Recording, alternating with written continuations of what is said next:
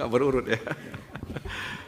Baik, terima kasih pimpinan Ketua Rapat Pak Rano dan Wakil Ketua Komisi 3 lainnya, Bapak Ibu anggota Komisi 3 yang berhadir, Saudara Jaksa Agung, Wakil Jaksa Agung, para Jaksa Agung muda yang berhadir, para Kepala Kejaksaan Tinggi mulai dari Sabang sampai Merauke, dari Miangas sampai Pulau Rote. Assalamualaikum warahmatullahi wabarakatuh. Pertama Pak Jaksa Agung, saya tentu dan kami ya memberikan apresiasi karena di dalam slide Pak Jaksa Agung memberikan pengakuan bahwa sinergi antara Kejaksaan Agung dan Komisi 3 itu dalam rangka checks and balance, artinya mengawasi dan mengimbangi. Jadi pengakuan ini penting menurut saya, agar kita anggota Komisi 3 juga bisa melakukan itu.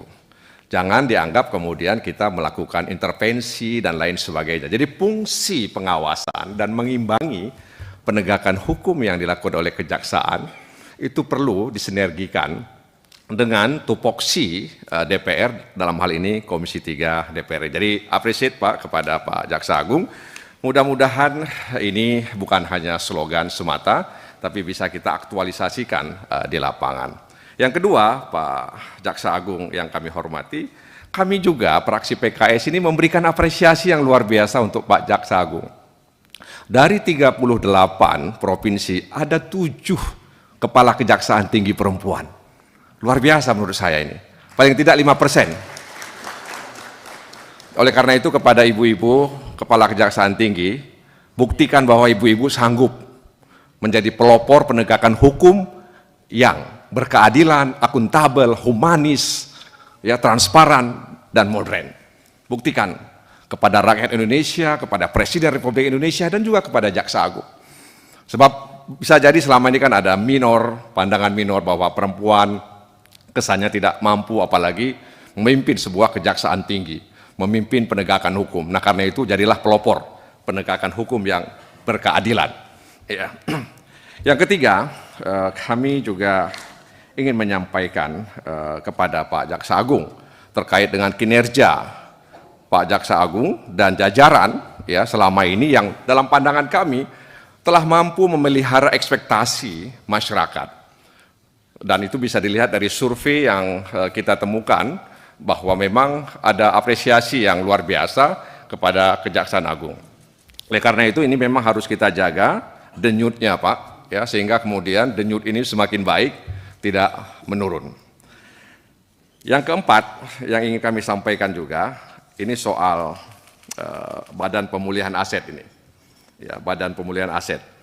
Kan tugasnya itu mencari, menemukan, menguasai ya kan aset dalam rangka penegakan hukum guna penyelamatan dan pemulihan aset. Kan itu Pak tugasnya Badan Aset ini. Serta mengelola barang rampasan yang dijual ya lewat lelang atau juga di lelang eksekusi. Nah, pertanyaan kami adalah berapa banyak sebenarnya yang sudah dicari, kemudian ditemukan dan dikuasai. Ya. Bisa jadi kan ini berbeda, yang dicari 10, yang ditemukan 5 misalnya, yang dikuasai 3, kira-kira begitu. Nah, kemudian juga berapa banyak yang sudah dijual lelang atau lelang eksekusi, sehingga publik mengetahui bahwa memang Badan Pemulihan Aset ini kita butuhkan ya dalam rangka untuk menyelamatkan keuangan negara.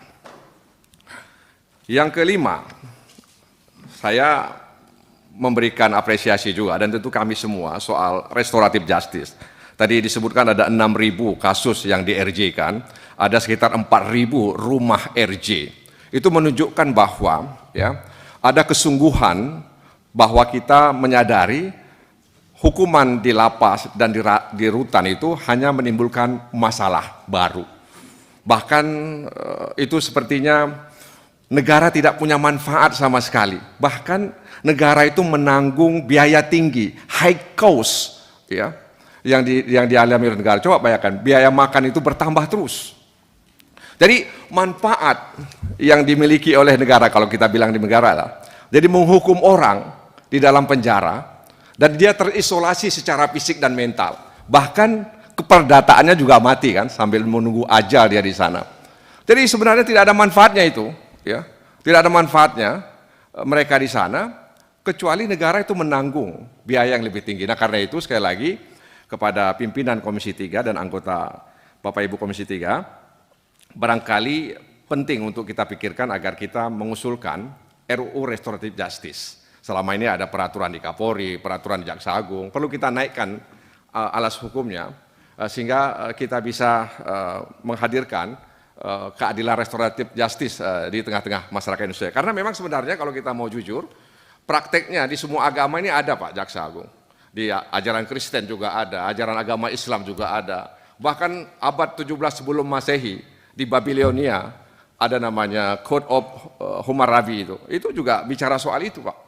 Jadi sebenarnya Pak Habibur Rahman, ketika kita ingin mengusulkan restoratif justice itu sebenarnya sesuai dengan ajaran agama, dengan kemudian adat, kearifan lokal yang berlaku di Indonesia selama ini, bahkan sebelumnya. Kenapa? Karena saya ingin katakan bahwa akibat legalistiknya dan formalistiknya, ya penegakan hukum yang dilakukan aparat penegak hukum dalam hal ini kejaksaan, yang ada adalah hukuman pidana itu tidak menyelesaikan masalah. Nah karena itu sekali lagi kami dari fraksi PKS mengusulkan kepada pimpinan Komisi 3 ada baiknya dipertimbangkan untuk kita mengusulkan rancangan undang-undang tentang restoratif justice. Kasus di Konawe Selatan misalnya Pak, itu kan mencederai restoratif justice sebenarnya. Lalu ada tuntutan lepas. Sebagian orang mengatakan ini jaksa mau cari selamat, ya, cari selamat karena sudah menjadi perhatian masyarakat. Kemudian ya tentu saja ada kritik sana, kritik sini dan sebagainya. Sehingga kemudian jaksa kemudian menuntut lepas dan berharap hakim bisa memvonis ya lepas begitu ya. Dan artinya lepas itu kan pasti ada pengakuan bahwa dia melakukan perbuatan itu, tapi dia tidak bisa dipidana karena mungkin dia tidak punya niat jahat untuk melakukan itu, mungkin karena dia ya ingin mendidik, mendisiplinkan siswanya, memberikan efek jera kepada siswanya. Tapi kalaulah sejak awal ini di-RJ-kan dengan berbagai macam cara, meskipun kami menyadari bahwa memang ada upaya-upaya ke situ, tapi memang ini agak sulit dilakukan. Tapi paling tidak dalam pandangan kami Pak Jaksa Agung, Konawe Selatan itu dalam tanda kutip mencederai sedikit ya upaya-upaya restoratif justice yang kita lakukan. Kemudian ini yang selanjutnya ini masalah pidana Pak. Kita sadar bahwa dalam pidana itu ada asas, bahwa bukti dalam pidana itu harus lebih terang dari cahaya. Saya pikir kita tahu semuanya. Kenapa? Karena memang bangunan hukum ini bangunan yang sangat spesifik Pak Jaksa Agung. Tidak semua orang bisa mengakses bangunan hukum ini.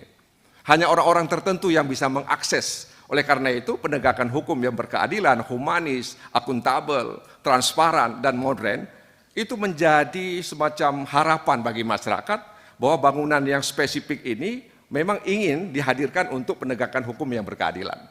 Nah, oleh karena itu dalam kasus yang disampaikan oleh saudara Rahul tadi misalnya, kasus Tom Lembong ya yang menimbulkan banyak pertanyaan di tengah masyarakat bahwa dia bukan hanya satu orang menteri perdagangan, ada banyak menteri perdagangan yang juga melakukan impor. Dan tentu saja ya ada pimpinan yang di atas dan itu juga ada rakortas dan lain sebagainya lah. Itu yang informasi yang kita dengar. Nah, kenapa lalu kemudian dipanggil, lalu dijadikan tersangka, ditahan, dan itu menimbulkan spekulasi publik.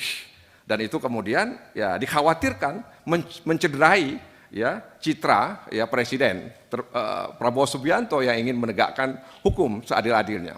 Jadi ini harapan kami mudah-mudahan ini bisa dijawab dengan baik di sini, meskipun tidak mempengaruhi ya proses hukum yang sedang dijalankan oleh Kejaksaan Agung. Yang paling terakhir, izin pimpinan, kami ingin menitipkan harapan kepada Pak Jaksa Agung soal mafia tanah. Kemarin beberapa waktu lalu ketika kami berkunjung ke Polda Sumatera Selatan dan dihadiri oleh Kepala Kejaksaan Tinggi Sumatera Selatan, ada pengakuan dari Kapolda Sumatera Selatan bahwa hampir 99% ya mafia tanah itu menggunakan dalam tanda kutip tangan-tangan di pengadilan. Itu pengakuan. Jadi mereka memakai tangan-tangan di pengadilan untuk merampas tanah rakyat. Bahkan rumah dinas Kapolda di Palembang itu hampir saja hilang. Padahal itu sudah sangat lama rumah Kapolda, rumah dinas Kapolda di Sumatera Selatan. Hampir hilang, ya, hampir hilang oleh kerja mafia tanah. Itu artinya mudah-mudahan Pak Jaksa Agung bisa membantu berkolaborasi dengan kepolisian dan instansi terkait agar kemudian kita bisa memberantas mafia tanah. Karena mereka juga bekerja TSM Pak, terstruktur, sistematis, dan sangat masif dalam tanda kutip menggunakan tangan-tangan pengadilan. Dan yang paling terakhir lagi, mohon Pak sebagai daerah pemilihan Aceh, ya lihat-lihatlah Pak Aceh itu supaya tetap dalam negara kesatuan Republik Indonesia, ya karena mudah-mudahan mereka mendapat prokal, ya promosi vertikal, pronal, promosi diagonal, ya dan akhirnya saya ingin mengakhiri dengan pantun. Pergi ke toko membeli kulkas. Cakep. Dibawa pulang mobil pick up. Cakep. Jaksa Agung Burhanuddin memang berkelas. Cakep. Mampu menangkap penjahat kelas kakap. Wey. Wassalamualaikum warahmatullahi wabarakatuh.